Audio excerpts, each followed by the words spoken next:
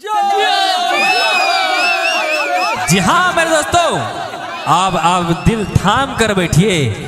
बहुत जल्द आप लोग के बीच आने वाले हैं मगहिया सुपरस्टार रोशन रोही जी, और उनके साथ साथ देने आ रही है सुपर के ऊपर स्टार अंजलि भारती। तो जोरदार ताली बजा के स्वागत करें हमारे मगहिया स्टार रोशन रोही जी। और क्या फेंकला सर हैं?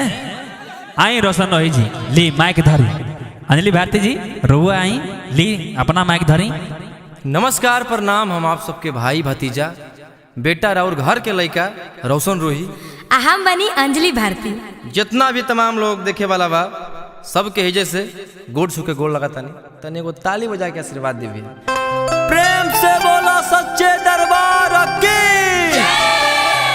आई एगो भजन से सेवा बा कि सावा कहा तबेरिया है निमिया भइलु का जाना रहे। जय हो मां। मैया के आवे के बेरिया जिया जिया भइलु पता झार है कि प्रेम से बोलो दुर्गा मैया की। आई कहे के बा कैसे कैसे हो सब गाता बेरिया है निमिया बाबा। भइलु का जाना रहे। सब गाता बेरिया है निमिया भइलु का जाना रहे। आहे मैया के आवे के बेरिया भइलु पता झार है। आहे मैया के आवे के बेरिया भइलु पता झार है। ए भैया देखो जबले ताली ना बजेबा तबले मजा ना आई। ए रोशन जी, हमरा त लागत है लोग खाली शिव चर्चा में ताली बजावेला। हाँ भारती जी ठीक है कहलू। आए भैया आहे मैया के आवे के बेरिया भइलु पता झार है। आहे मैया के आवे के बेरिया भइलु पता झार है। अरे ऐसे मत करी जा, बैठल बानी पूजा पर, आप ध्यान बा पूजा पर, तनी हाथ खोल के अपन कमर में से एकदम ताली बजाई जा जोर से। आज की पटना के मैक्स हॉस्पिटल के मालिक विक्रम भैया पवन भैया के तरफ से 5051 रुपए के पुरस्कार मिलल बा। माता रानी हमेशा इनका पर आशीर्वाद बनौले रखस। बोला साचे दरबार की। अरे छुम छुम छना नन बाजे मैया पाँव पे जनिया। छुम छुम छना नन बाजे मैया पाँव पे जनिया।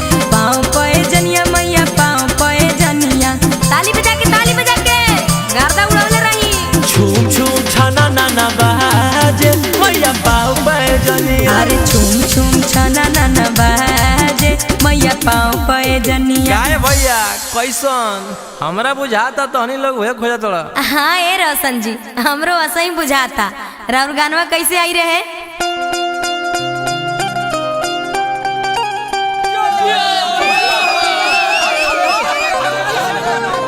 अरे भैया रुको रुको रुको रुको, जागरण है माता रानी के, ऐसा तो गईबे करो। आई टिंकू भैया जब निकली हम घर से बहरिया पड़े दुर्गा मैया पर नजरिया। जब निकली हम घर से बहरिया पड़े दुर्गा मैया पर नजरिया। माई के दुआरिया कोयलिया बोले हो, नदिया के बीचे जैसे नैया डोले ओ सही पतैया डोले हो। नदिया के बीच जैसे नैया डोले निमक पपैया डोले। जा बोलिए सच्चे दरबार की। आई हमार माता बहिन लोग एगो बड़ी सुंदर गीत गावेली। कैसे? खुश बानी ऐसन परिवार दिहलू कि माई हो नैहर से सुंदर ससुरार दिहलू। आवरी एगो गीत गावेली कैसे? कैसे जी कैसे? सुनी अढ़ौल फूलावा से करेलू सिंगरवा होलू भाई रे गईलू ना। वाह वाह। अढ़ वाह, वाह। करेलू सिंगरवा होलू भाई रे गइलू ना अढ़ौला फूलावा से करेलू सिंगरवा होलू भाई रे गइलू ना अढ़ौला फूलावा से करेलू सिंगरवा होलू भाई रे गइलू ना किया हो मैया कवन गुनाह पैलू किलू भाई रे गइलू ना किया हो मैया कवन गुनाह पैलू किलू भाई रे गइलू ना।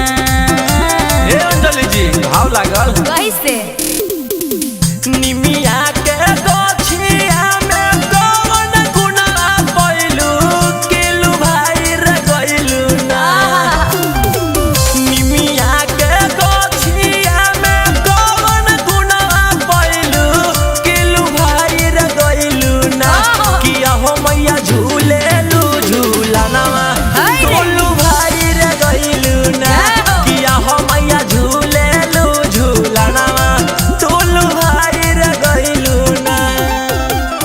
ए भैया अगर हमने के जागरण प्रोग्राम अच्छा लागल होई तो तनी कस के और हाला क के जोरदार जयकारा आ लगाई। दोनों हाथ ऊपर उठा के एक बार जोरदार जयकारा लगाई। प्रेम से बोलिए शेरा वाली मैया की।